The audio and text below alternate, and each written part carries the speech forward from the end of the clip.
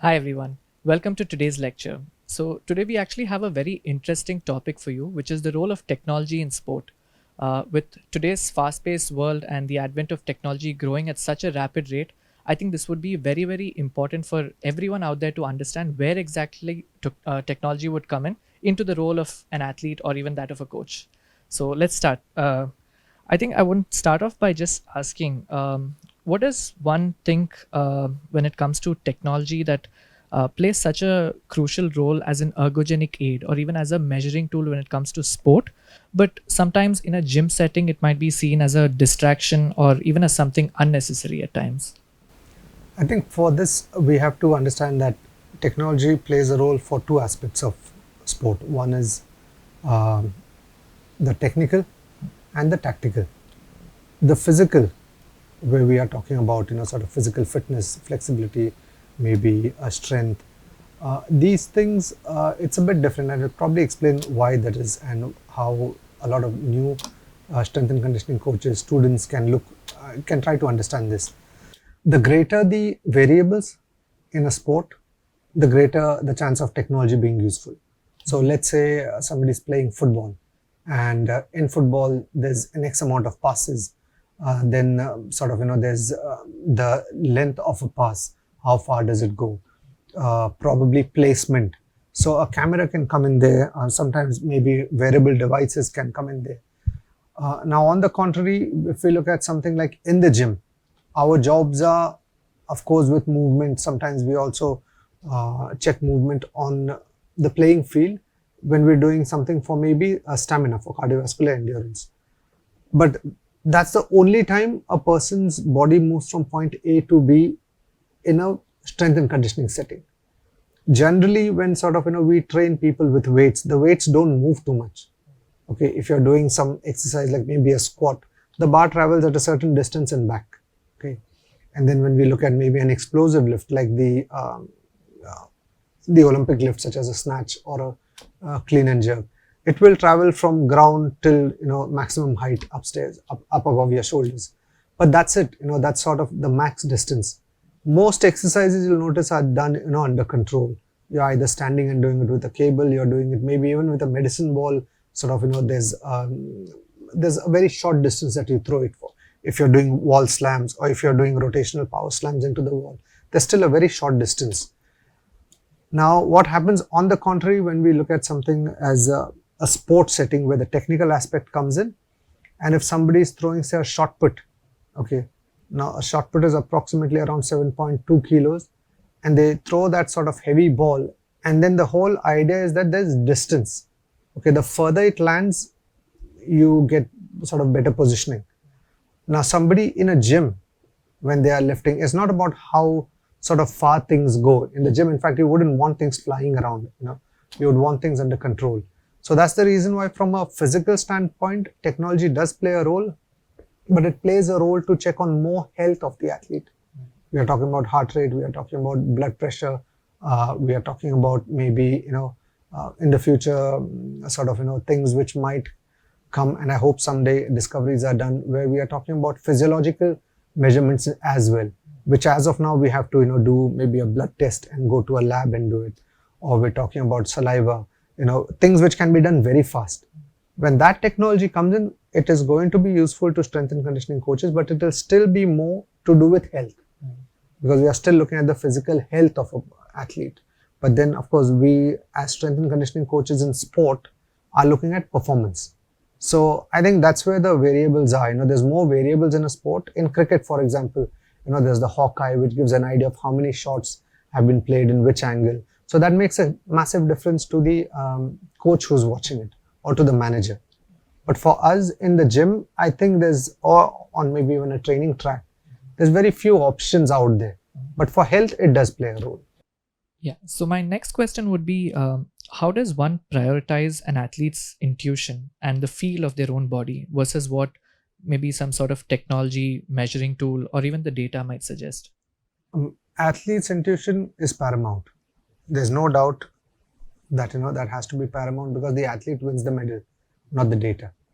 So, as in the pyramid, I had sort of explained in the first lecture about how There's physical, technical, mental, and then above that all is the athlete. Because it's the athlete who's going to win. So if sometimes, to answer this question better, and what a lot of coaches should understand, that if the data interprets something and says that, okay, this is not great about the athlete, but if the athlete doesn't feel so, nor do his movements, his or her movements show that, that is a problem, then it's okay, we go with the athlete. And to give an example here is, like, let's say there's a fitness test to be done, okay, and or with using various different technology, and it shows that due to that technology that the athlete is not fit, but then the athlete is okay to play. Okay, the athlete says, I'm fine, I have no problem. Now what do? Do we go by data, or do we go by the athlete, and do we go by their track record? So when it comes to an athlete's intuition is obviously very, very important, because that's how they will, if they feel positive and that they think they can do it, then they are most likely to do it. But if we say that no, data says that you will not be able to do, I mean, we have to know the limitations of data. A manager deciding between which player can go and which shouldn't, that's where he or she can use data, just so that they know that no, the data is for people who kind of can use it to take decisions. But if data is such that it's going to stop somebody from playing, or saying that I don't think you are ready for it, I think then the whole point of data is lost. So without a doubt, an athlete's intuition should always be, and this is where as strength coaches, we also need to know where we fit in. If it so happens that because of our interference, somebody cannot play a match or a tournament, because we say data says that this person is not likely to make it, then have we really contributed to the whole system? So this is where sport becomes slightly different to so many mechanical things, mechanical fields, where data can be very useful. If we say this machine is going to malfunction because it's worked for 30 days, the motor's out, but that's not a human body. So that's the reason why I think data can never supersede an athlete's intuition. An athlete's intuition, confidence, awareness, in psychology what they call the flow state, these are things which cannot be measured, right? But that is what is the beauty of sport, that not everything is measurable, but there's a win and there's a loss. But yeah, without a doubt, athlete's intuition comes highest in the best invention that will come out in the future.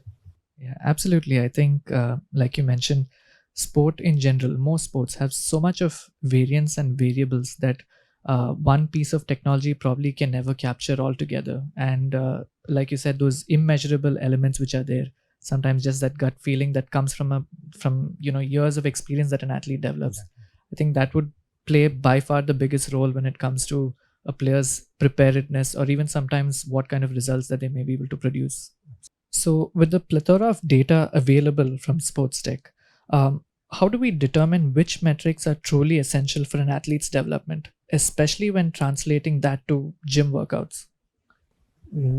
I think when it comes to technology in the gym, there are of course some equipment which measures speed of a barbell, how far it travels. Now this can be data which we can have, but because we are into strength and conditioning, which again is always something which is done only to help the technical aspect, it has to be very clear for us itself that when we do this, we should not get too excited about it and make that sort of like the benchmark. And this is it, your speed is good now, and because of which you are going to perform better, because the bar speed is good. We have to firstly ask, what are we testing? If we are doing maybe an explosive lift, the bar travels vertically very fast, but then is that a sign that the person will be able to run vertically? I mean, jump vertically, or sometimes run horizontally as fast. And if it's going to be a vertical jump, yes, maybe sometimes some exercises have been shown, or some movements to show that they do contribute to vertical height. But again, with an equipment like a ball or a racket or any other sports equipment, does that translate? So there's so many factors which are out there. So I think when it comes to pure gym, there is equipment, and as sort of time progresses, more and more will come. As strength and conditioning coaches, we need to know exactly how much to use. As I've said earlier, I think technical coaches have a huge amount of work that they can get out of technology. In the gym, there's not much. I feel there can be probably in the future about proper technique. Maybe if there's some like a phone which can be kept and certain movements are mimicked, and there's like a probably a screen that follows it and shows you exact technique. But then how practical is it when somebody is doing it, where the camera is, what is the angle? But there are so many variables, and in a real field, I think those who are involved in sports, they know that, even if something is mimicked, it need not bring the same results. So even if two people do a squat the exact same way, their limb lengths will be different. So there are so many factors. So for gym, I think for those who are in strength and conditioning, they can use, but not to get so much into it, where just because you're using technology, if you're spending a lot of time just entering that data or capturing it, and then you also have to run a class or work with a team, what do you do with it? So that data has to be able to be interpreted, and it has to make sense. So while working, you also have to look at practically, and again, that's where strength and conditioning becomes just like coaching, a place where practical matters more than the theory, right? Because in real time, as we work, we know how tough it is. Sometimes just to get a session organized, you're traveling, and where data can again fall short is you don't train in the same place throughout the year. When you travel, you go to a different gym, right? The setup is different, the temperature is different. By then the person has maybe having a jet lag, the athlete. So again, there two factors sort of come into play. So the gym being different, the equipment being different, the dumbbells being different, the bar thickness being different. So based on what are we testing? So technology can be used, I feel, for strength and conditioning, but should be used more to check the health of the athlete. Like sleep patterns, yes. Heart rate, yes. Blood pressure, we can monitor. And various other things, which are more health related. But when it comes to strength and conditioning specifically, if our workouts are going to be designed by technology, we have to be a bit more observant there, whether it really makes a difference or not. Yeah, I think that's a very interesting point as well. And I just had a follow-up question regarding that. Can a fitness test or the result of a fitness test ever be more important than a sports performance? This is a question every strength coach should ask themselves. I think every coach should have an answer to this. Whoever's into strength and conditioning. If you are working with, say, the top team in India or any other country, and you find that you have done these X amount of tests, and we'll be, of course, covering this, in the topic when we do tests and assessments. But still, this is a question I would like every strength and conditioning coach or who plans to become one. That fitness is very important for sport, no doubt.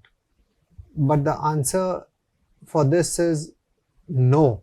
And you should have this answer in your head etched very deeply, that no fitness test is ever more important than the sport itself, no matter how we look at it.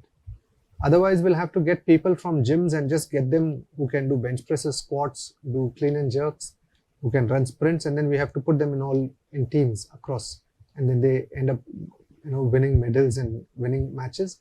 It doesn't work like that. So we have to understand that no matter what we do, that's the reason why called support staff. We are there to support the team or the sport. We are not coaches. We are not technical coaches. And young, strength and conditioning coaches, physiotherapists, many people sometimes feel that, if this is done and this, that's how you become a champion. It wish it was like that, but it's not. We need to know exactly where we fit in. And I've always said, that clear role where you fit in. So fitness is extremely important, okay? But you should know where it comes in and what it is for. So a test being more important, whether it's a yo-yo test, tomorrow it could be somebody else doing another test. And there are so many tests out there. So is it more important? I think every strength and conditioning coach should have an answer to this. I've mentioned it, but they should have an answer. It should be a very strong opinion. You should have a very strong opinion about this, knowing where you fit in. It should never become more important, because the day you think it is more important than playing, that is the day you are actually, instead of contributing, you are taking out the importance of sport. So as much as this is our bread and butter and every strength and conditioning coach would want to be very important, we are, but we should know how important. Yeah, and I think this can also be very closely tied to your lecture regarding the hierarchy of different positions in the life of an athlete. Absolutely. So I think having that clarity would be key for any support staff that's working with a player. Exactly. And that's why it all comes back to basics. If you know where you fit, you know what to do. But if somebody doesn't know, they do a strength and conditioning coach course, and then they come into the field and they just don't know. They think this is what it takes because they have seen some videos, which are out there, and there's so many videos out there on social media, on different platforms, where people are seen doing fancy movements. They have workout programs out there which are sort of marketed, saying how champions train, champion movements, this, that. Like the champ is used, performance. These words are very tempting, but we need to know exactly where we fit in. No matter what program you sort of design, at the end of the day, you're never more important than the technical skills. And that's why you are support staff. Again, you are there to support. If we look at the hierarchy, if the player had to travel for a tournament, and especially a tournament of a sport which is very technically driven, where they have to think about which players will play, what are the sort of strokes in an individual sport that a player plays, who would be most important to travel in team? If they had to say, okay, we can't take you, all these people, should it be the coach who's left out? If it's a sport like badminton, okay, and they are traveling, should it be the coach, or should it be the strength coach, physio, nutritionist? Would it make more sense to take the nutritionist and not to take, if there was only one ticket available? Okay, so this is how we should understand where we fit in. And if we know, then exactly it becomes much, much important. One role where technology plays, I'll add this now, especially from personal experience, and I'm sure a lot of people are going through this, is that technology plays a role for strength and conditioning coaches, I feel now more in the form of phone, something basic. Prior to COVID, online sessions were sort of not much thought of, right? An athlete would come to a gym, a strength coach would teach them. Now, because strength and conditioning, unlike maybe physiotherapy, is not a physical endeavor where you have to touch the body, stretch, do passive stretches, or you have to touch basically. You don't need to. So strength and conditioning can now be done pretty effectively on the phone. And I have been doing this now since COVID times have started, and I've got some fantastic results, and I'm sure many coaches who are doing it now have, because you can be in one place, the athlete can keep the phone when they're traveling, you see the technique. Obviously, if it's an experienced athlete, they know the techniques of performing certain lifts, and then you tell them, okay, good, bad. Because a strength and conditioning coach needs to observe. A strength and conditioning coach really doesn't need much to do where they have to touch the body, right? So in that sense, I feel one way technology can help us is in this form of allowing us sort of visual feedback, where you keep the phone on, you're watching. The person could be in any part of the world, and you can still monitor, so they know that the rest, because our role is to monitor what the form, the rest period, when they're traveling, how sort of when is the next match. So dependent on that, we sort of decide the load. So that is where technology comes in. It might be at a very base level, but I think it has changed a lot of things where people now can still train and sort of gain results. But this cannot be done much for maybe technical coaches when they are not present. That's why a technical coach has to be there to give immediate feedback. A strength and conditioning coach can be sitting somewhere else. Also, because the strength and conditioning coach's role in a day's program is much lesser than a technical coach's. A technical coach will probably have 2 sessions a day, morning, evening. Both times the technical coach is there, right? And they are practicing to improve. A strength coach, maybe an hour, and probably another half an hour. Right. So in this, the 1.5 hour is much easier to monitor by watching something. But the technical coach has to be in there to know what's happening. Absolutely. So what is it that one should keep in mind, especially with the influx of technology, when it comes to probably diluting the authenticity of strength and conditioning workouts, especially in a gym setting? I think the one aspect, where a strength and conditioning coach comes in, and even for a technical coach, and if this could actually over time become a principle of sports science, and I feel from what I have seen over the years of top coaches, top strength and conditioning coaches, technical coaches, the one clear advantage they have over many others is the I won't call it the principle, it's sort of the faculty of observation. And this is where no app and no technology can really come into play, because there are so many factors involved when we say observation. One is the body language, one is the facial expressions, one is just the way they are moving, right? Their personal relationships, the stress at home, the stress of a job. So when a coach sees, the coach's mind is processing a lot of information about this athlete, and then they are able to design a routine. Whereas a machine will just, sort of look at the player and say, okay, this is what you should be doing today. So I look at technology, and especially in today's times, where artificial intelligence is sort of coming in, and people are saying that artificial intelligence will literally take over everything and can be done. Sport, I think it cannot be done, simply because we are talking about a physical body. Right? There's a physical body which has so many emotions, so many physical sort of, statuses which are different. So when we measure all this, it is not easy to copy it. You can't just replicate and say one can replicate something which is done on a computer probably, because that can come out. It's like a calculator. Calculator can calculate faster than most human beings. So that, yes, we can say that's where the calculator is much better than 99.99% human beings. There might be 1 or 2 out there who are really that fast, but for majority we don't have to calculate that much. There's a calculator which gives us, and the accountability is pretty, it's very, we can trust, it's very reliable. Now when it comes to sport and technology, I look at technology just like Google Maps. When we have Google Maps, we use it, but at the same time you can't use it everywhere, especially in a country like India, where sometimes you have roads which are maybe going through an area which is slightly offbeat, where sometimes there could be roads which are not existing and which have not been updated. Those things, it is your human intelligence that comes in, right, where you get to know what to do.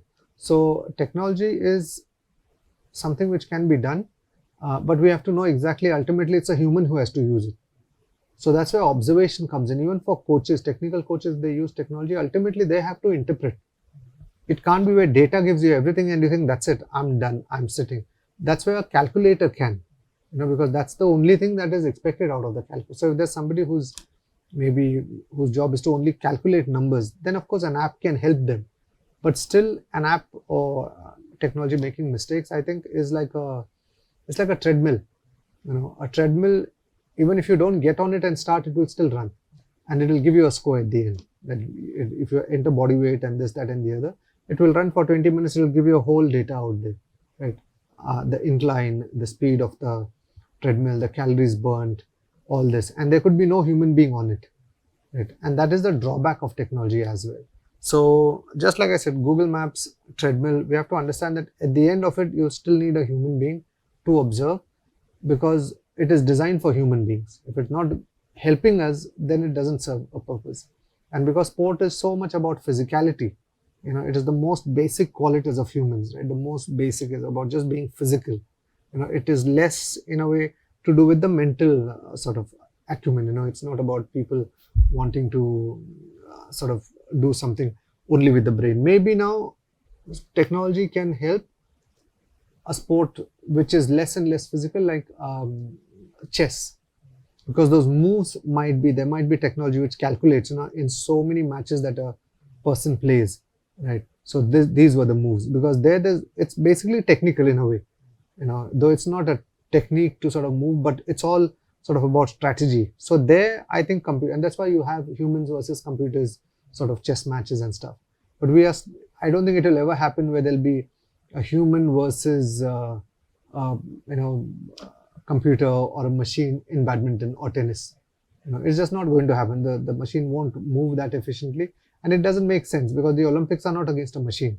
It will still be human against human, different styles of play, conditions, the temperature, the way the lights are in the face, the wind blowing, how the shuttle moves. There's so many factors.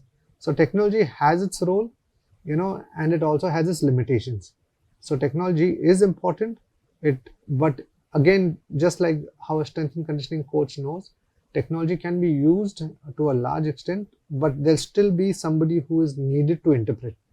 It can never get to the point where somebody can say, I do this and that's it, this is how I win. So I think technology has a very important, it is so important in daily life, right? For us, everything, right from our washing machines to TVs, everything. But in sport, because it's the physicality, it has to ensure that it helps that.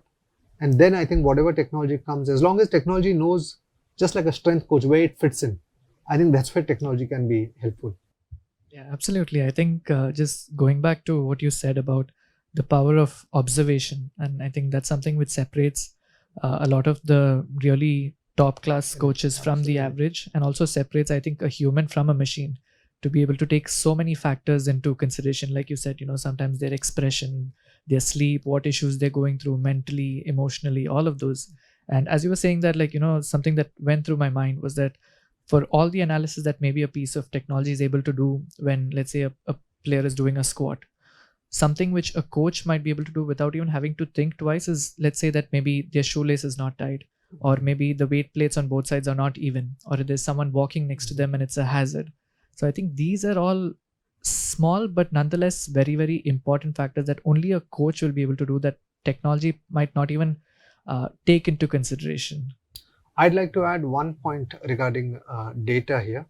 The moment we talk technology, we're talking data. We want some material out there from which to interpret and then sort of give out some opinions. Sometimes, like I mentioned earlier, as a strength coach, you want to be coaching. You don't want to be sitting at a computer and a laptop for too long, and maybe tying different sort of equipment to sort of test, assess, and if sort of a lot of time goes in this, in that short 1 hour that you get with an athlete, or maybe 1.5 hour, and within which they also after that have to go and recover, right? A machine won't realize how long the workout is going to be. So if you're going to sort of spend a lot of time, you have less time to train. The more time you use in data collection, the less time is left for training. So you have to know how to match it, because it should not become that sometimes we use technology just because it is very modern. It has to be like medicine. Now you need the exact medicine to solve that exact problem. So I think that part is important, that we should not be so focused on technology that our time is being, I won't say lost, but we are being engrossed in collection of data. And even if you have data, how that becomes applicable over the years. And this is where again a coach or person who's seen somebody grow up comes in. If there's a coach who's seen a player grow up, and they've seen the different changes in mentally, physically of that athlete over the years, and there's some app which tells the athlete that, okay, this is what you need to do. This app says that this is what has to be done, or this technology has to be done, this is how you get better. Now whom should we listen to? The coach who has seen and observed and seen where the player has lost matches due to these reasons, or should we just say the app says this based on data which has assessed hundreds of athletes, and hundreds others who are there? Who are these athletes who have been tested? Are they from the same race, same country, same height, or are we just talking generic word as an athlete? So many factors come in. So data, again, when we get involved as strength coaches, I think we need to understand what to do with the data. What are we collecting the data for? And if we are collecting it to get result, then that result should be very pinpointed, and you should be collecting least. Because if your time is lost in collecting, in practical scenarios, we all know that when you're actually doing strength and conditioning training, you hardly get any time. And that if you're spending maybe half an hour to write notes, then when are you going to coach? So these are practical considerations which have to be taken into account. With what happens on the ground, ground realities, like they say, the ground is where we are, and that reality there is very different to what probably happens in a clinic, or maybe in a lab. So yeah, for all of our watchers out there, I hope that this discussion has given you a lot of clarity in truly understanding where exactly technology would come into play when it comes to the life of an athlete or a coach. Like we discussed, a player or a coach's intuition would always have a higher priority when compared to maybe the data that a technology is seeing, purely because a coach or a player has far more understanding of their own bodies and of the situation than what a piece of technology might be able to measure. And again, just to sort of reiterate, the power of observation is always going to be key, and that's what really separates a human from a machine. So yes, absolutely, technology is helpful, but it's important to understand that there is a time and a place for it, just like everything else. Thank you for watching.